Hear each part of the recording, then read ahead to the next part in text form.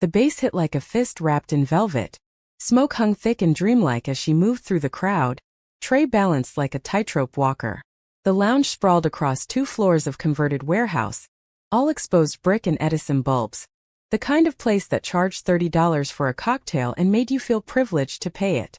Smoke machines kept the air thick and dreamlike. The DJ worked from a cage of LED panels that strobed in time with beats Amaka could feel in her molars. Amaka had worked here for 3 years. Long enough to know which regulars tipped and which ones thought a smile was payment enough. Long enough to read a room's temperature before it boiled over. Tonight felt different. She was crossing back toward the bar when the first shove came. 2 men in designer streetwear. Chests puffed, phones out. The shorter one threw his drink. Glass shattered against marble. And suddenly everyone had an opinion. Security appeared like magic, 3 massive bodies in black tactical gear. Radios crackling. They moved with practiced efficiency, forming a wall between the fighters and the rest of the crowd. Amaka sidestepped the chaos, her tray held high. This was choreography. Violence in velour was always contained, always theatrical, always cleaned up before it stained the velvet booths. But her eyes kept drifting to booth 7. The VIP section sat elevated, separated by frosted glass panels and a velvet rope that might as well have been a moat. Booth 7 was corner position, the kind reserved for people whose assistants called ahead. Usually it held clusters, bottles, bodies, laughter that tried too hard. Tonight it held one man. He sat alone. Amaka noticed him because noticing was survival. In her line of work, you learn to read people the way sailors read weather. This man was a storm holding its breath. Mid-30s, dark hair swept back, suit that probably cost more than her car. But it wasn't the clothes. It was the stillness.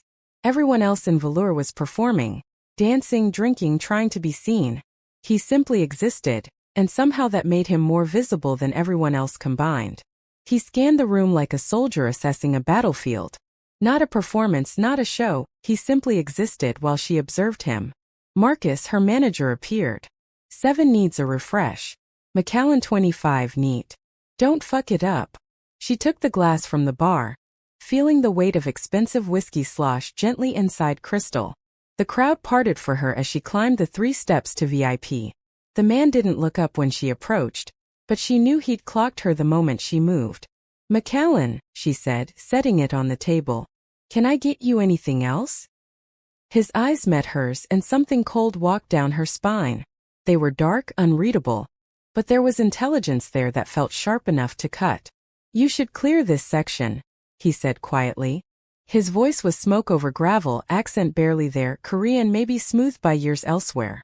5 minutes. Amaka blinked. I'm sorry. Not a suggestion.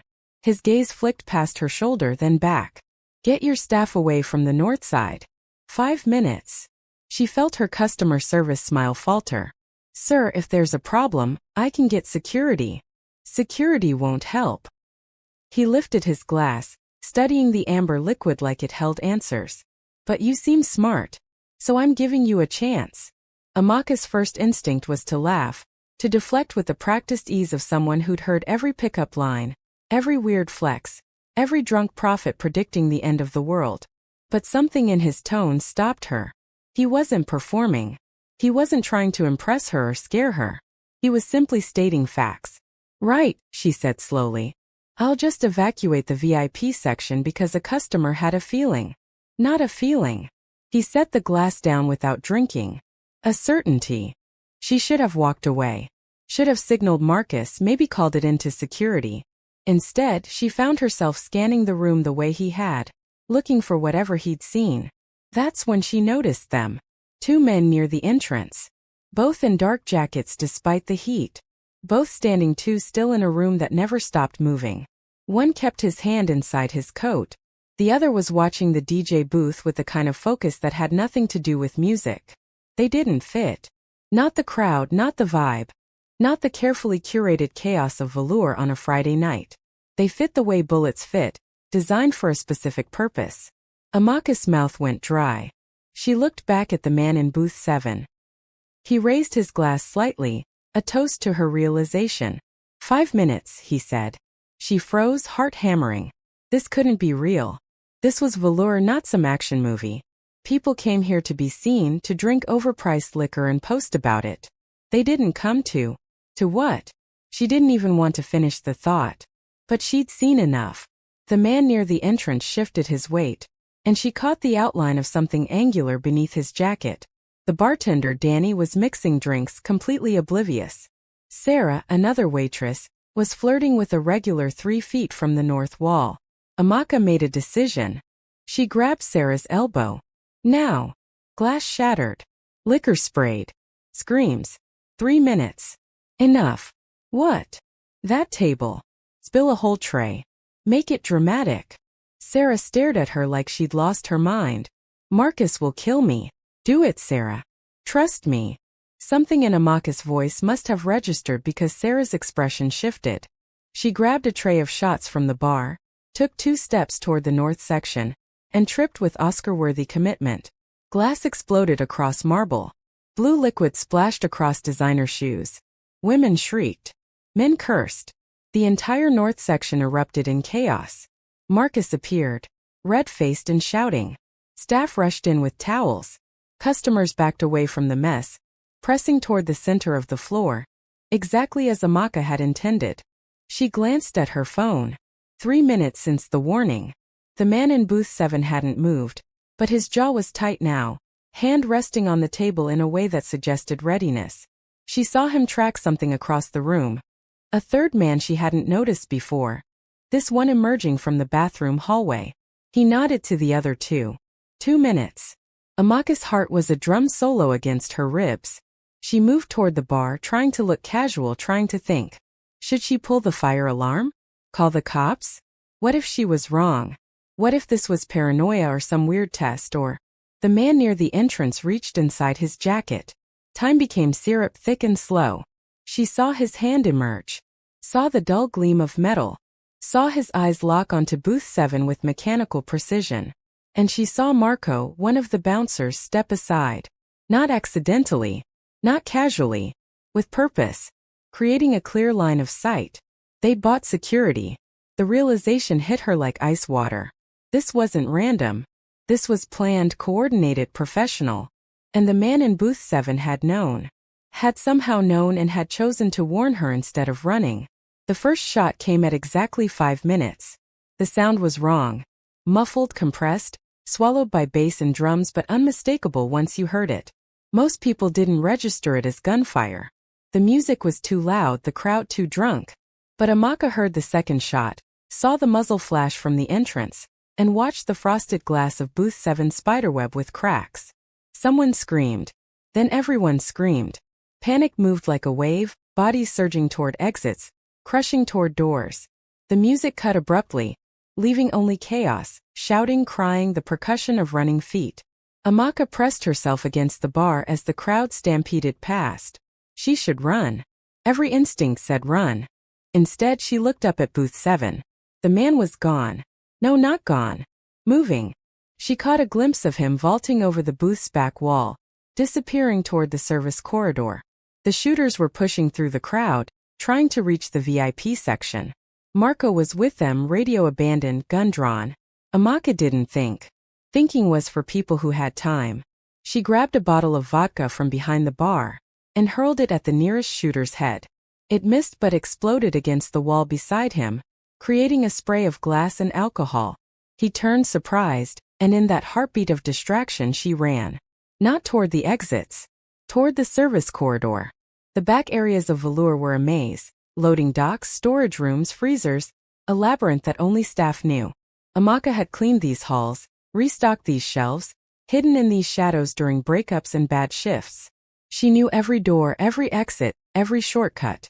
She found him in the liquor cage, pressed against a wall of premium bottles, breathing controlled but rapid. He had a gun now. Where had he gotten a gun? And his eyes snapped to her with lethal focus before recognition softened them slightly. You didn't run, he said. I'm an idiot. She was breathless, terrified, riding pure adrenaline. They're coming. Marco's with them. I know. He checked his weapon with practiced efficiency. How many exits back here? 3. Loading dock, kitchen emergency, and a fire door by the freezers. Loading dock's closest, but it's locked from outside after 9. Kitchen has staff. Too many witnesses. He looked at her. Really looked at her, and something shifted in his expression. You know this place better than anyone. Then lead. She shouldn't. She absolutely shouldn't. This man was clearly involved in something that ended with bullets and dead bodies. Every rational cell in her brain was screaming to leave him, to save herself, to call the cops and let them handle whatever mob drama was unfolding. But he'd warned her. When he could have stayed silent, when he could have saved only himself, he'd given her a chance. And maybe she was tired of only carrying trays. This way, she said. They moved through the back corridors, her in front because she knew the path, him behind because he had the gun. She could hear voices now, angry and searching. Footsteps echoing on concrete. They passed through the dry storage room, between shelves stacked with cocktail napkins and swizzle sticks. Remnants of ordinary life that felt impossibly distant. Through here, she whispered, pushing open the freezer door. Arctic air hit like a slap. Her breath plumed white. There's a tunnel, sort of. Maintenance access that connects to the building next door. The club uses it to move kegs. He followed her in, and she pulled the heavy door shut behind them. Darkness swallowed them whole except for a thin strip of emergency lighting near the floor. The cold was immediate and vicious. They were surrounded by hanging meat hooks and pallets of frozen goods. The space was maybe 10 feet by 20, all steel and frost and meat that nobody could afford. The access is in the back, she said, teeth already chattering. We just have to. The freezer door rattled. They both froze. Through the thick steel she could hear muffled voices. Someone testing the handle. The man, she still didn't know his name, grabbed her arm and pulled her behind a pallet of boxed steaks. They crouched in the darkness, his body warm against hers despite the cold, both of them silent as the door opened. Light flooded in. 2 silhouettes. Check it, one said. American accent, flat and professional. Footsteps on steel. Getting closer. The man beside her raised his gun, slow and silent. His breathing was perfectly controlled now, the breathing of someone who'd done this before. Amaka's heart was so loud she was sure they'd hear it. Sure it would give them away. A beam of light swept across the boxes above their heads.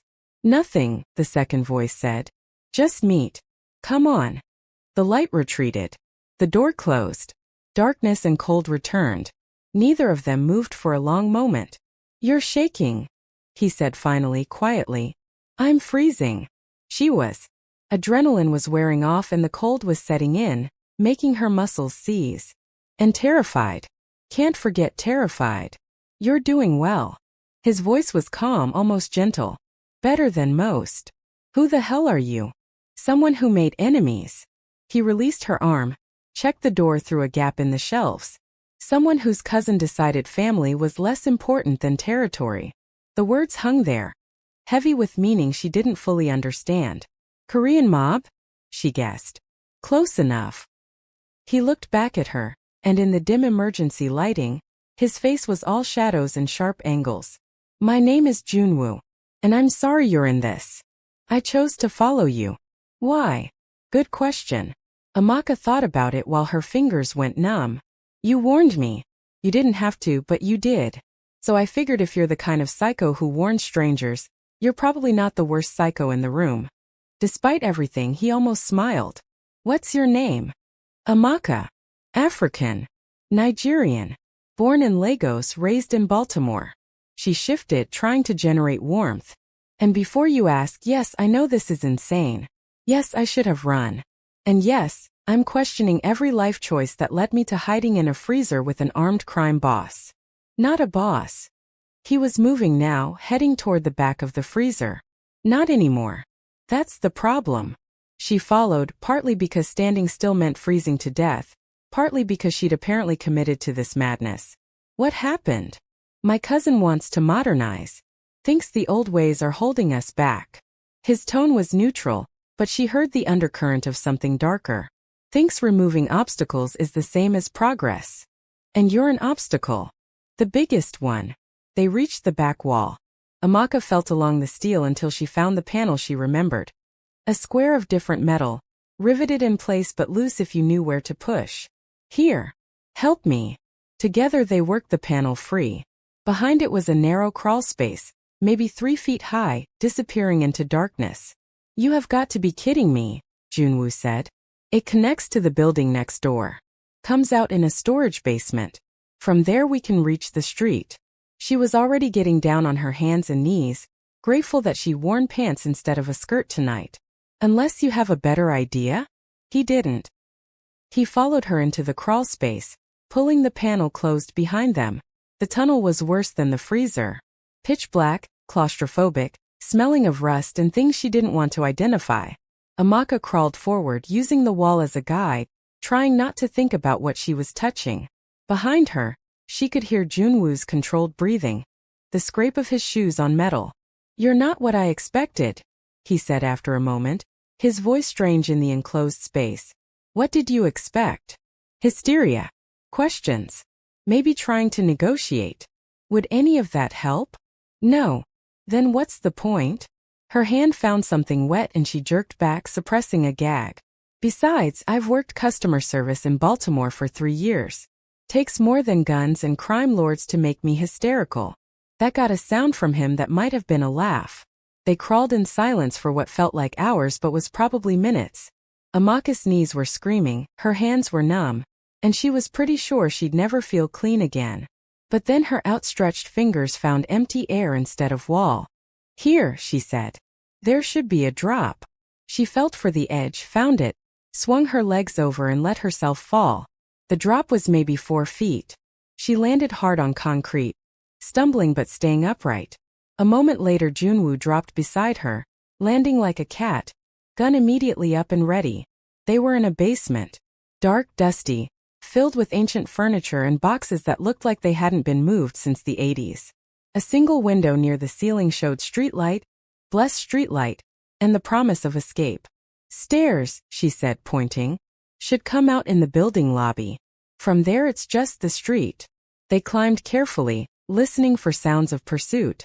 The door at the top was unlocked, thank God, and opened into a shabby lobby that had seen better decades. Mailboxes, cracked tile. A door to the street that might as well have been the gates of heaven. Junwoo reached it first, checking through the grimy glass. Clear. But they'll have people watching the area. So what do we do? He was quiet for a moment thinking. Then he pulled out his phone. Typed something one-handed while keeping the gun ready in the other. "My driver. 2 minutes." They waited in the shadows by the door, watching the street. Amaka could see Velour from here, just around the corner. Police lights were painting the night red and blue. Crowds gathered behind barriers. This would be news. This would be everywhere. "I can't go back there," she said, the realization hitting her. "Can I? If they saw me help you." "They saw." His tone was matter-of-fact. "Marco survived. He'll tell them." "Great. Perfect. So I'm homeless and unemployed and probably wanted for questioning." She laughed and it came out slightly unhinged. "My mother is going to kill me. If your cousin doesn't first." "He won't touch you." "How do you know?" "Because I'll kill him if he tries." Said with such casual certainty that she believed him. "And he knows that." A black sedan pulled up outside, windows tinted, engine purring. Junwoo's hand was on the door handle when Amaka grabbed his arm. "Wait," she said. "I need to know.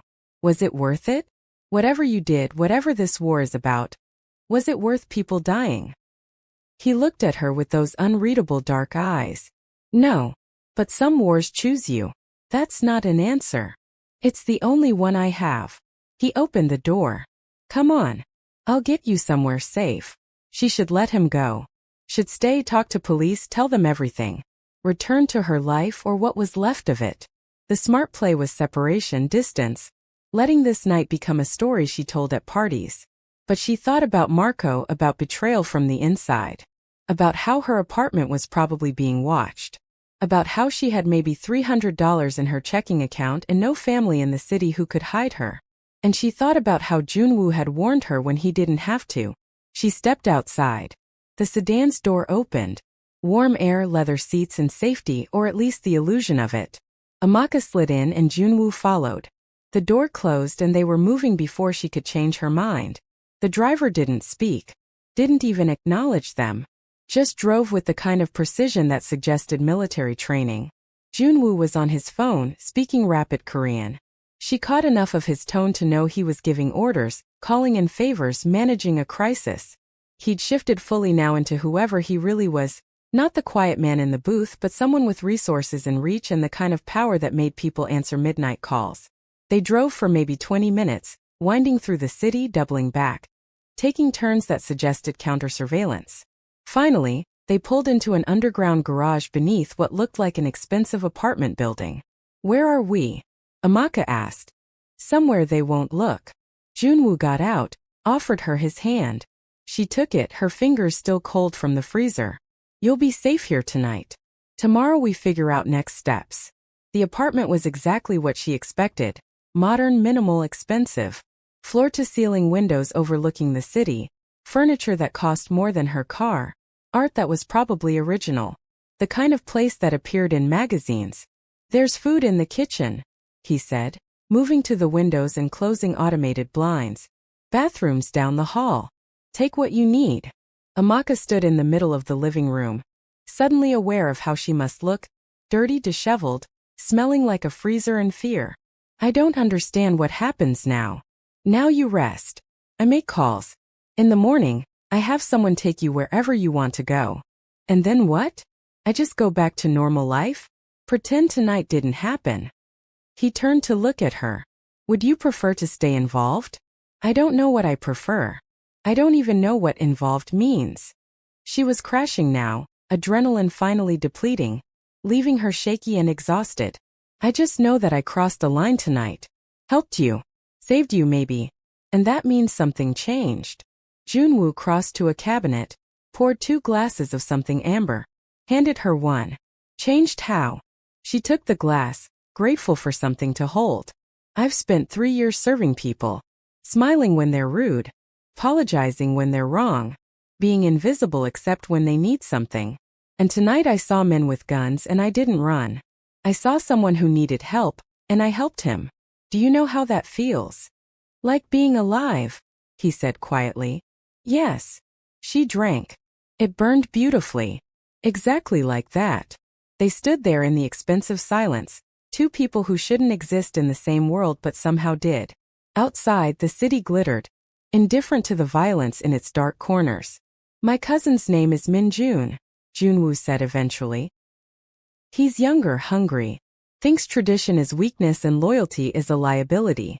For 2 years I've tried to reason with him, to find compromise. Tonight was his answer. Will he try again?" "Absolutely." He swirled his glass. "He can't afford to let me live. As long as I'm alive, I'm a rallying point for the old guard. I represent everything he wants to erase. So what will you do? Survive. Rebuild. Show him that the old ways aren't dead. They're just waiting." Amaka set down her glass, decision crystallizing. "I want to help." He looked at her sharply. "You don't know what you're asking." "I know exactly what I'm asking. I'm asking to matter. To be more than invisible. To use whatever this is." She gestured at herself at the night they'd survived. "For something real. It's dangerous. So is going back to normal. At least this way I choose the danger." Junwoo studied her for a long moment. Then he reached into his pocket and pulled out a card. Black metal. Engraved with a serpent eating its tail. No name, no number, just the symbol. "When the city is quiet," he said, placing it in her palm. "Show this anywhere we have influence. They'll find me." The card was heavy, cold, and perfect. Amaka closed her fingers around it. "And if I want to find you before then? You won't need to." He moved toward the door, suddenly looking tired despite the perfect suit. "I'll find you. When it's safe. When I've dealt with Min-jun. When I can offer you something more than running and hiding. If you made it this far, you're clearly someone who appreciates a story with real stakes and real consequences. Hit that subscribe button so you don't miss any stories. Drop a comment telling me what you think happens next. Does she become his partner in rebuilding his empire? Or does Min-jun's reach prove longer than either of them expect? And smash that like button if you want to see more stories about ordinary people choosing extraordinary danger. Because sometimes the most dangerous thing you can do is choose to stop being invisible. See you in the next one. Thanks for watching.